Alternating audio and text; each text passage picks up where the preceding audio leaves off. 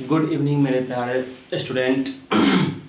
मैं ऋतिक रोशन स्वागत करता हूं आप लोगों का HRS ऑनलाइन क्लासेस में। इसमें आप लोगों को अब स्टार्ट होगा केमिस्ट्री, ISC का केमिस्ट्री स्टार्ट होगा क्लास 11th का।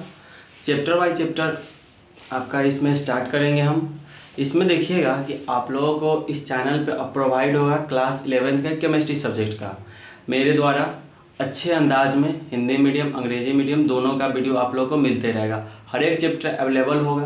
तो हम आज चैप्टर 1 का जो है रसायन शास्त्र की कुछ मूलभूत अवधारणाएं मतलब some basic concepts of chemistry, उसका आज हिंदी मीडियम में एक टॉपिक लेकर आए हैं जो सब कहता है कि बहुत जटिल है, लेकिन आप लोगों के लिए, आप लोगों की सुविधा के लिए और आप आसान से समझ सके इसके लिए हमने वो टॉपिक लेकर आया है। जो आपका टॉपिक यहाँ पे निर्धारित किया गया हो, देखिए मोल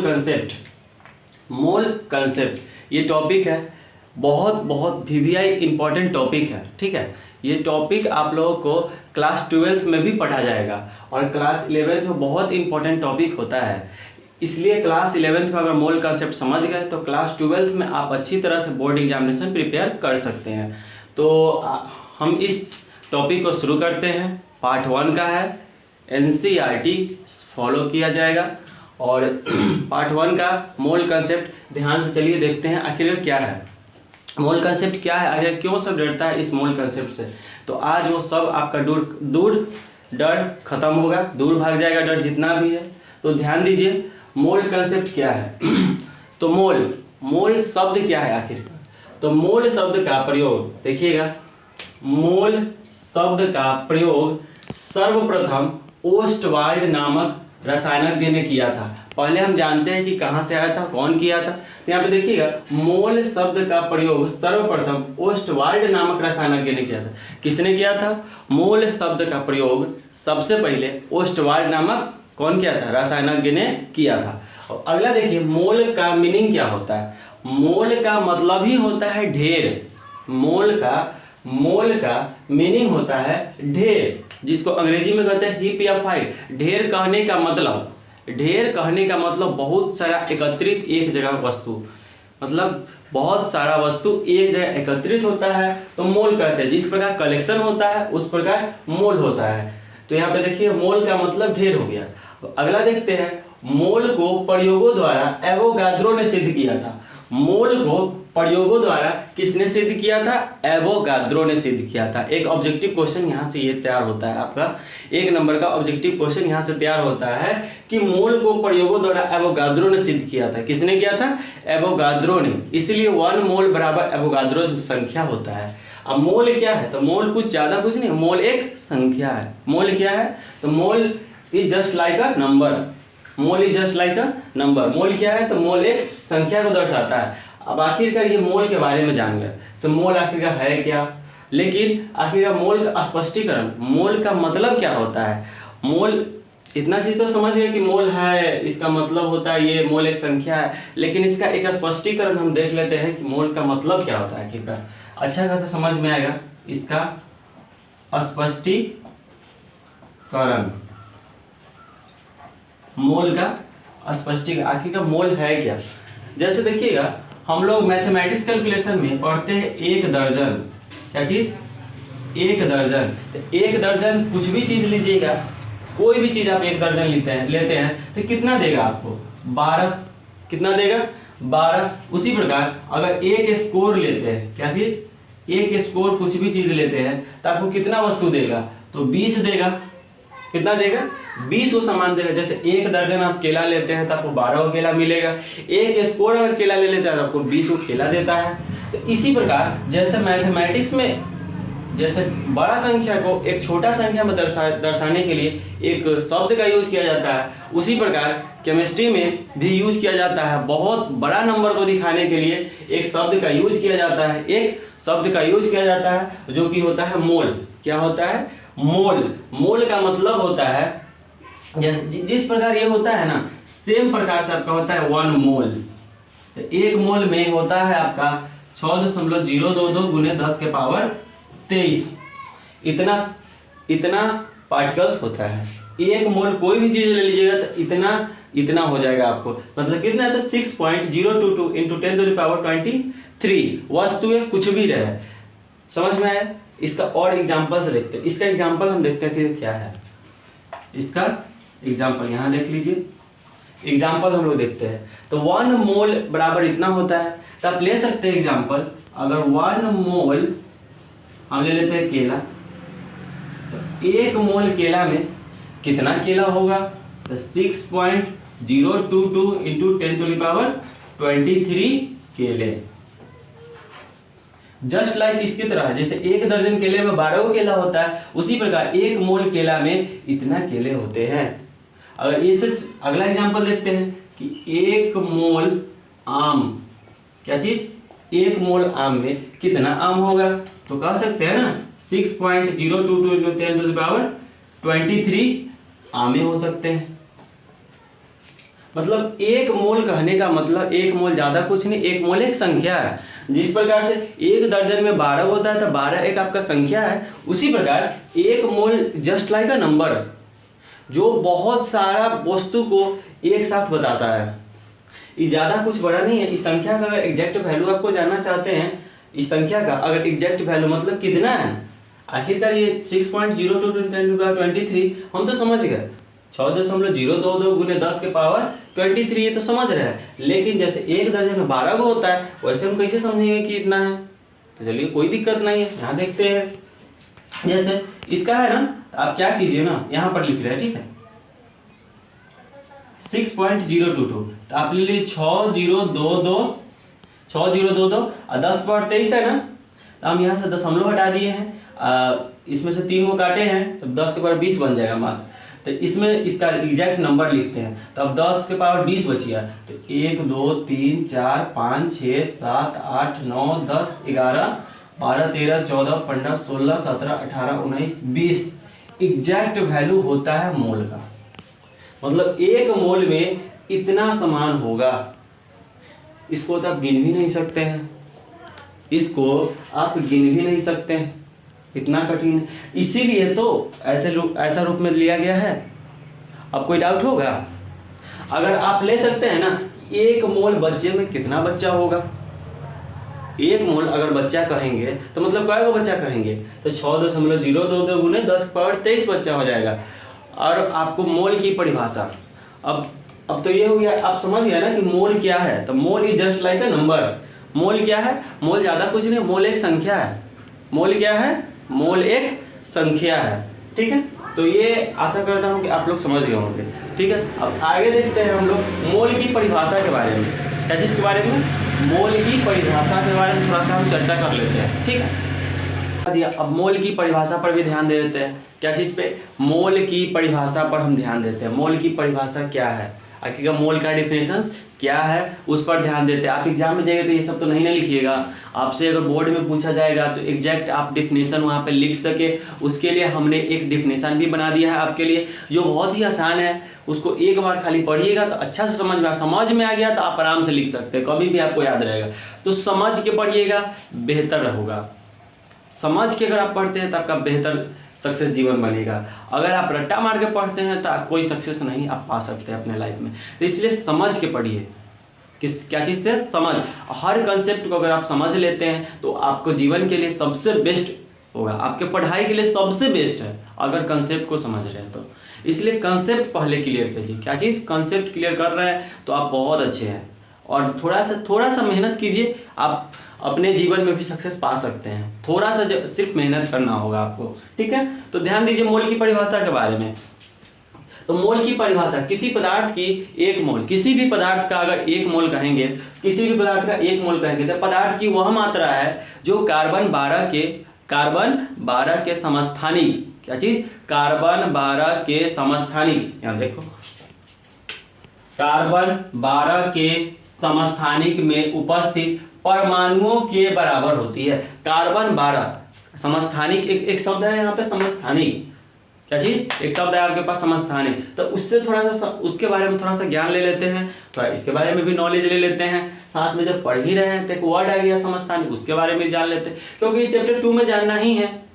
क्योंकि उसमें तो आपको परमाणु संरचना चैप्टर 2 का नाम ही है, पार्ट 2 का आपका नाम है, अध्याय 2 का नाम है कि समस्थान परमाणु संरचना आपको नाम। तो परमाणु संरचना में आपको परमाणु भार पढ़िएगा, परमाणु क्रमांक पढ़िएगा, समभारी क्या होता है, समस्थानी क्या होता है। तो एक टॉपिक आपके पास जब समस्थानी का है तो थोड़ा सा हम बता देते हैं इसके बारे में, डिटेल में आप जब अध्याय 2 में पढ़िएगा। समस्थानी कहने का मतलब होता है, समस्थानी कहने का मतलब कि स्थान समान हो, स्थान समान हो परंतु भार अलग अलग हो। क्या चीज बोले हैं हम? स्थान समान हो, मतलब पीरियोडिक टेबल में स्थान जो दिया है ना, स्थान उस सेम हो, एक ही जगह पे उसको मिला है स्थान, लेकिन उसका जो वजन जो है ना, परमाणु भार 12 होगा, 13 होगा, 14 होगा, 3 को होगा। बहुत अच्छा है। तो कार्बन 12 के 3 को समस्थानी कितने होते हैं? 3 समस्थानी। ये बात क्लियर है? ठीक है। तो किसी भी पदार्थ का 1 मोल पदार्थ की वह मात्रा है जो कार्बन 12 के, पहला समस्थानी कार्बन 12 के, कार्बन 6 12 होता है उसमें पहला समस्थानी, तो कार्बन 12 के समस्थानी को परमाणुओं की संख्या, एटम्स का संख्या के बराबर होता है, परमाणुओं के बराबर होता है। Is that clear? चलिए इसको पहले नोट कीजिए और हम आगे बढ़ते हैं। आप पॉज करके या स्क्रीनशॉट ले लीजिए, स्क्रीनशॉट लीजिए जल्दी से, हम आगे टॉपिक को बढ़ाते हैं। ठीक है, अब आगे देखते हैं। जिस हिसाब से हमने बोला है आपको अभी, क्या चीज? कार्बन 12 में इसमें 6 इलेक्ट्रॉन होगा तो 6 प्रोटॉन भी होगा। ठीक है, तो न्यूट्रॉन कितना होगा? तो इसमें 6 न्यूट्रॉन भी होगा, जो कैंसिल कर सकता है पूरा चीज को। 6 न्यूट्रॉन ले लेते हैं। तो एक चीज जो होता है ना, एक चीज तो यहाँ पे इतना पहले याद रखिए, कार्बन का जो परमाणु भार होता है ना, कार्बन का एटॉमिक मास ही ले लो, एटॉमिक मास कितना है? 12। कितना? 12। ऐसे लिखिएगा ना तो इसका यूनिट क्या होता है? AMU होता है, AMU होता है। ठीक है, जो यूनिट जो मापते हैं ना हम लोग, जो जिसमें मेजर करते हैं, जैसे हम लोग मापते हैं केजी में, मीटर में, सेंटीमीटर में, उसी प्रकार जो एटॉमिक मास है ना उसको मापा गया था AMU में, जिसको कहते हैं एटॉमिक मास यूनिट कहते हैं। क्या कहते हैं? एटॉमिक मास यूनिट कहते हैं। ठीक है, इसका full form atomic mass unit. लेकिन ये पहले चल रहा था, अभी के समय में इसको परिवर्तन करके इसके स्थान पे U सिर्फ लिखा जाता है। क्या चीज? 12 U सिर्फ लिख सकते हैं हम लोग। तो इसका आप इस तरह से भी लिख सकते हैं 12 U। इस समझ में आया? ठीक है, अब आगे एक चीज हमको और जानना है, थोड़ा सा एक टॉपिक देखिएगा, इंपॉर्टेंट है। द्रव्यमान स्पेक्ट्रोस्कोपी।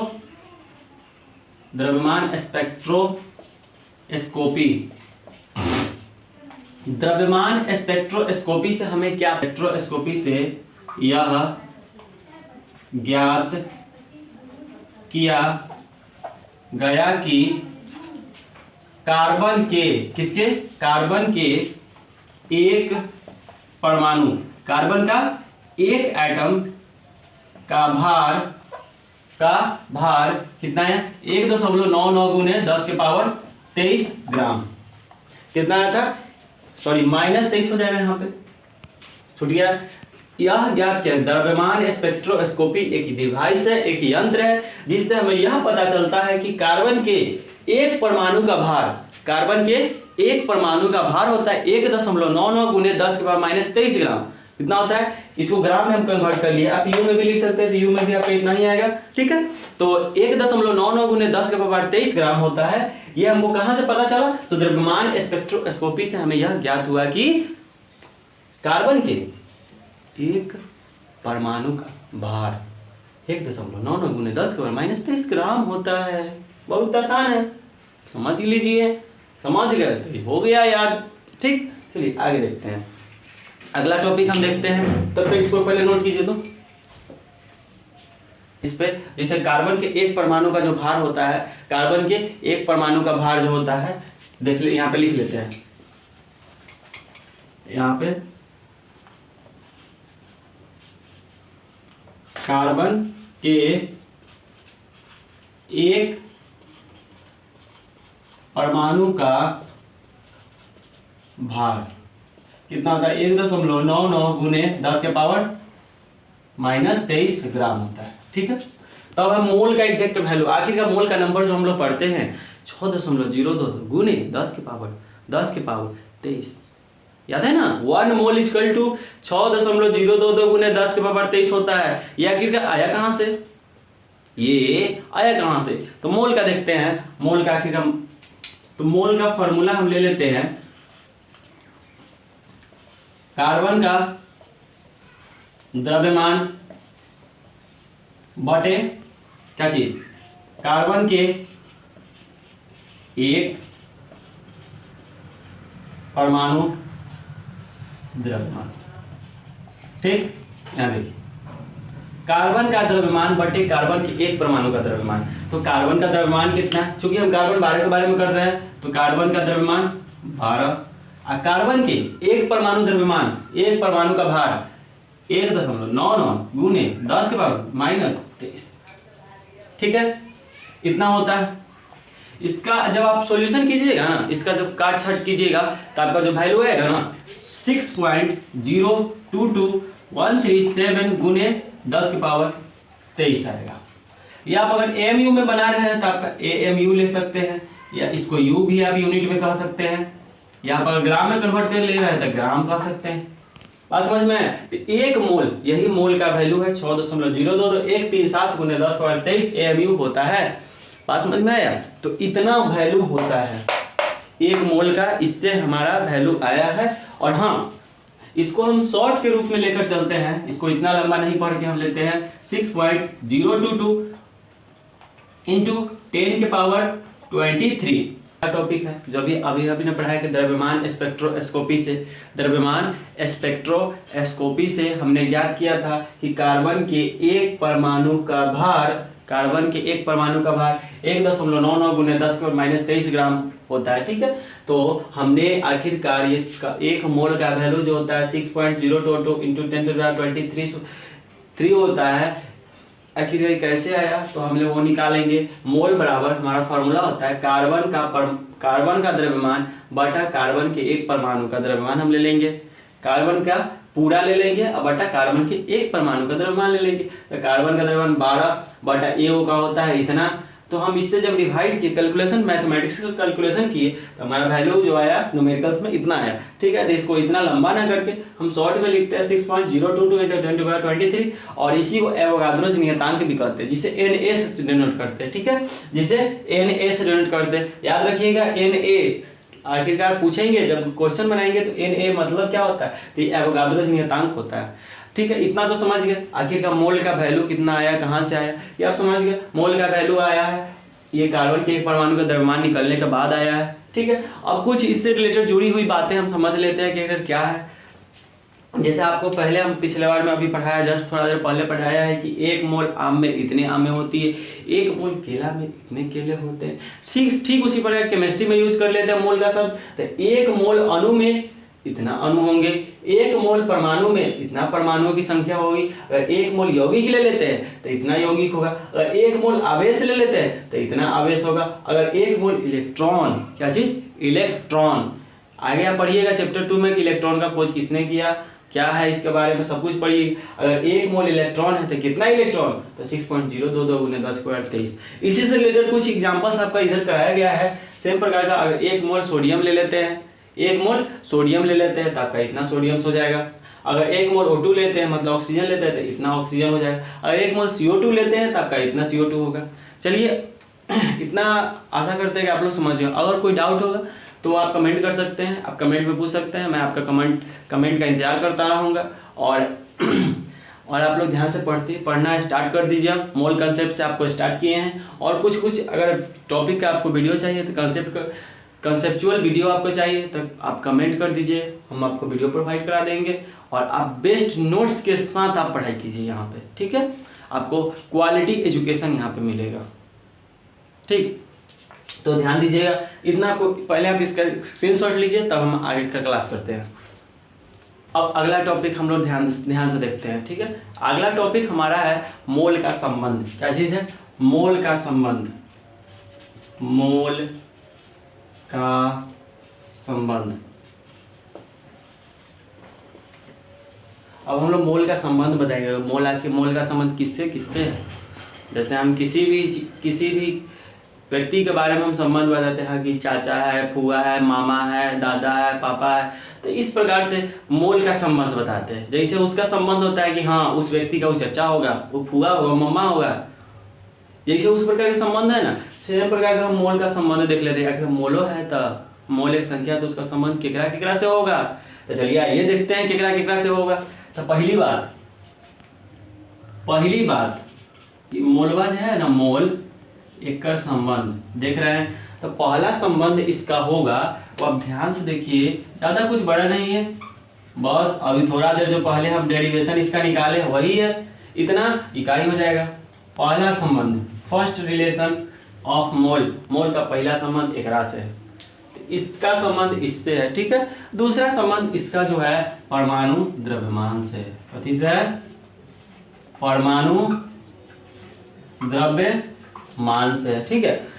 मोल का संबंध पहला तो 6.022 इंटू 10⁻23 इकाई, इतना यूनिट्स कह सकते हैं, इतना संख्या में होगा। और परमाणु द्रव्यमान से संबंध दूसरा है। तीसरा अणुभार, जिसको मॉलिक्यूलर मास कहते हैं। तीसरा संबंध क्या चीज है, किससे है? अणुभार से है, ठीक है, इतना समझ गए। चौथा संबंध जो है वो क्या चीज है, बहुत अच्छा है, एनटीपी या एसटीपी। एनटीपी या एसटीपी पर 22.4 लीटर, किससे है? तो गैस। Is that clear? देखिए 4 संबंध है, और एक और होता है जिसको कहते हैं ग्राम मोलर,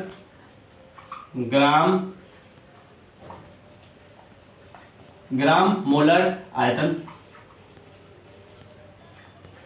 ग्राम मोलर आयतन, ये संबंध है आपका मोल का। तो मोल का संबंध आप पहले जान लीजिए, क्योंकि इसी से मोल समीकरण बनाएंगे। मोल समीकरण अगर बनाना आ गया तो आप हर एक प्रकार का क्वेश्चन आप डील कर सकते हैं मोल से बेस पर, अंडरस्टैंड। तो देखिए मोल का संबंध, पहली बात तो मोल का संबंध एकरा से है, केकरा से?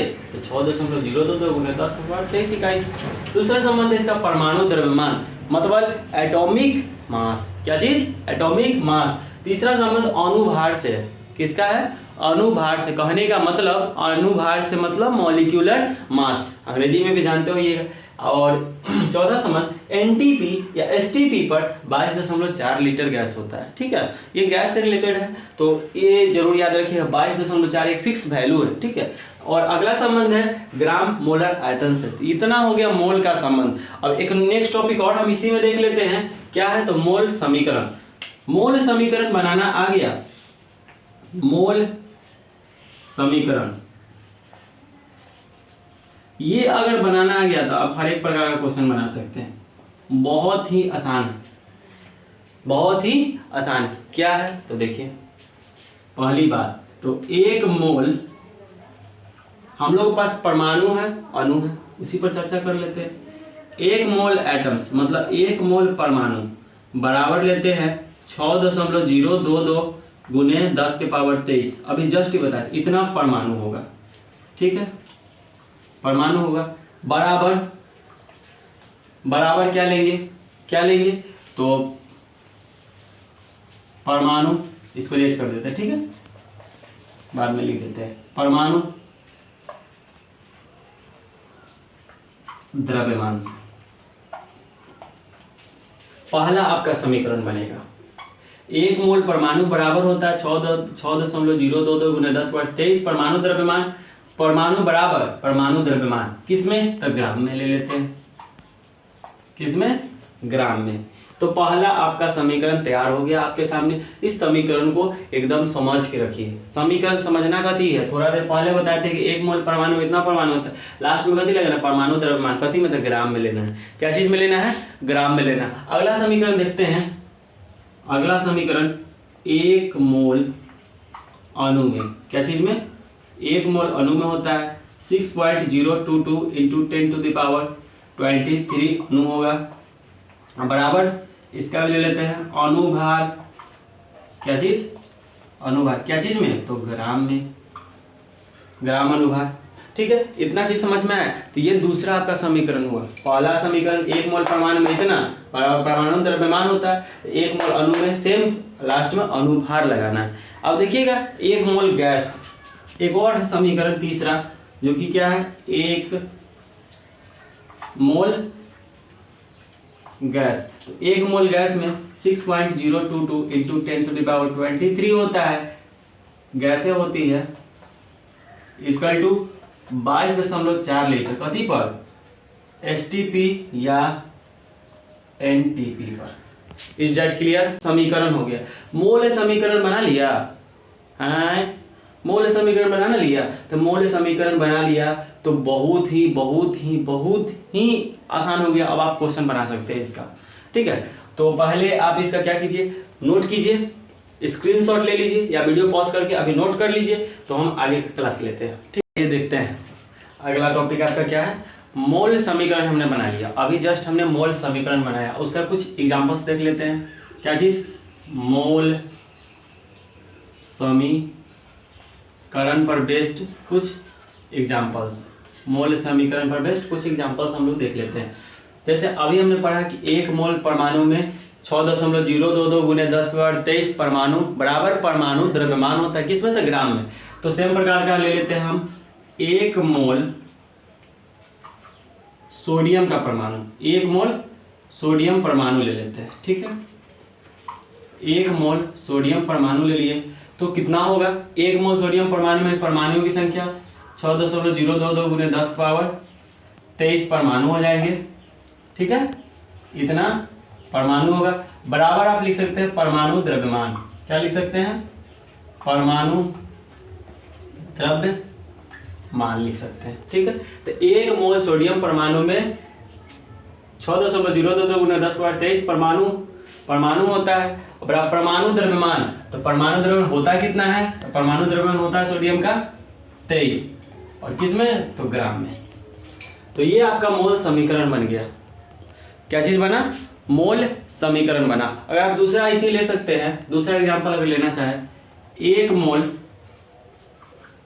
मोल क्या चीज में, CO2 में कितना अणु होगा, क्योंकि ये तो यौगिक है ना, तो यौगिक में अणु उपस्थित है। तो 1 मोल CO2 में कितना अणु होगा, 6.022 गुने 10⁻23 अणु होगा, ठीक है।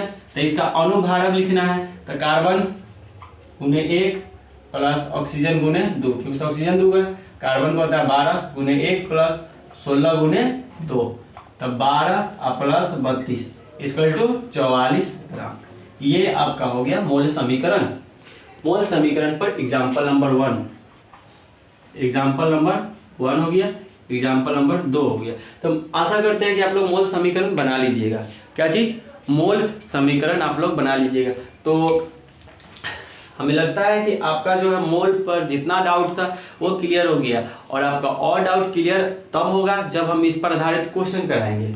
ये सब आपका था मोल का पूरा बेसिक से लेकर हाई तक नॉलेज दिए हैं, टोटल चीज मोल से रिलेटेड आपको प्रोवाइड करा है। तो जब मोल से रिलेटेड टोटल चीज हमको प्रोवाइड आपको करा चुके हैं, ठीक है। तो आप ध्यान दीजिएगा यहाँ पर कि एक भी टॉपिक छूटे ना आपसे, सब टॉपिक पढ़ना है। और ऐसा नहीं कि आप आए वीडियो स्टार्ट किए देखना और बस आए और भाग गए, तो ऐसा मत कीजिएगा। पहले वीडियो को देखिए, आखिर कंटेंट आपको क्या मिल रहा है, कंटेंट देखिए कि हाँ आखिर को मिला आपको क्या है, क्या चीज़ है इसमें। अगर वो सब क्लियर है तो आप मोल पर आधारित क्वेश्चन एकदम यूं बना सकते हैं, एकदम आसानी से बना सकते हैं। तो इसलिए आप लोग कंसेप्ट पहले क्लियर करने के लिए इस चैनल को ज़्यादा से ज़्यादा शेयर करें, और अपने दोस्तों में ज़्यादा से ज़्यादा शेयर करके इस चैनल को बढ़ावा दें। इस पे आपको 11th का हर एक टॉपिक चैप्टर बाय चैप्टर मिलता रहेगा। हर एक टॉपिक अब आपको प्रोवाइड कराया जाएगा, हर एक टॉपिक अब आपको प्रोवाइड कराया जाएगा। अभी स्टार्टिंग कर रहे हैं, इससे बेस्ट स्टार्टिंग भी हो सकता है, लेकिन मोल का हमने एकदम धाकर स्टार्टिंग कराया, अभी एकदम अच्छे स्वरूप में स्टार्टिंग करा दिया। बेसिकवा से लेके अभी तक ले जितना पढ़ ले है ना, तो वो सब भूल जा, जितना पढ़ा मोल के बारे में। अब जो पढ़ रहा है शुरू से लेके अभी जो पढ़ाए हैं शुरू से यहाँ तक, अभी जितना पढ़ा है उतना मोल का क्लियर रखो ना। इस पर आधारित क्वेश्चन है तो मोल पर आधारित क्वेश्चन का वीडियो हम कल डालेंगे, टेंशन नहीं लीजिए। इस पर आधारित आपका वीडियो भी आपको जल्दी अवेलेबल हो जाएगा। पहले इतना चीज़ क्लियर कीजिए मेरे प्यारे बच्चों, आप लोग इतना क्लियर कर लीजिए, ठीक है। कोई अगर डाउट होता है तो मेरा कांटेक्ट कर सकते हैं ऑफिशियली व्हाट्सएप नंबर पे, व्हाट्सएप और आप मैसेज करके अपना डाउट पूछ सकते हैं, जो कि व्हाट्सएप नंबर है 6209571925। इस पर आप अपना कमेंट मैसेज करके हमसे जो भी डाउट है, नोट से रिलेटेड कोई भी डाउट है, इस पर आप कांटेक्ट करके हमसे बात कर सकते हैं और समझ सकते हैं कि आखिर क्या है क्या नहीं है। कोई भी डाउट होता है तो आप पूछ सकते हैं, और ज़्यादातर डाउट है तो आप कमेंट भी कर सकते हैं। ठीक है, तो यहाँ तक आपका मोल कंसेप्ट क्लियर रहा। आशा करते हैं कि आप लोग पढ़ाई कीजिएगा, मेहनत कीजिए, आप लोगों को सफलता जरूर मिलेगा, ये हम कहते हैं। ये HRS ऑनलाइन क्लासेस है, ठीक है, ऋतिक सर के द्वारा चलाया जाता है। तो आप लोग इसमें अगर कोई भी दिक्कत होता है तो आप कांटेक्ट करके हमसे समझ सकते हैं। ठीक है, तो मोल कंसेप्ट का आज हमने इतना टॉपिक कराया है, मोल कंसेप्ट का आज हमने इतना टॉपिक कराया है। इस पर आधारित प्रश्न आपको अगले वीडियोज में मिलेगा। इस पर आधारित प्रश्न जितना क्वेश्चन होगा, हम ज़्यादा से ज़्यादा क्वेश्चन कराने, लगभग हम 50 क्वेश्चन कराते हैं इस पर बेस्ट पे। कितना क्वेश्चन? 50 क्वेश्चन कराते हैं। हम तो अभी ऑफलाइन पढ़ा रहे थे, लेकिन अब सोचे कि ऑनलाइन आप लोग के लिए भी स्टार्ट कर दिया जाए। जो बच्चे मेरे पास पहुंच नहीं पा रहे हैं उनके लिए हमने ऑनलाइन क्लासेस स्टार्ट करा दी।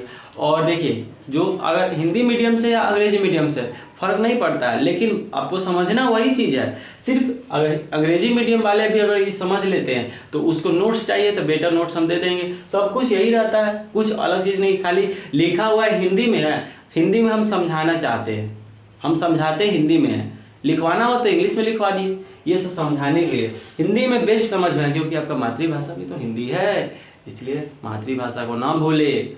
ऐसे अंग्रेजी is the best international language. English जो होता है एक इंटरनेशनल लैंग्वेज है, लेकिन फिर भी हमें मातृभाषा को तो याद रखना चाहिए। इससे हिंदी इंग्लिश से कोई मतलब नहीं है। अगर आप इंग्लिश मीडियम में भी अगर वीडियो चाहते हैं तो इंग्लिश मीडियम में भी आपको वीडियो प्रोवाइड होगा। तो आशा करते हैं आप लोग इतना तक पढ़ाई अच्छा से कीजिएगा। तो ठीक है, आज के लिए टाटा, सी यू, बाय बाय, और ध्यान से पढ़िएगा। ठीक है।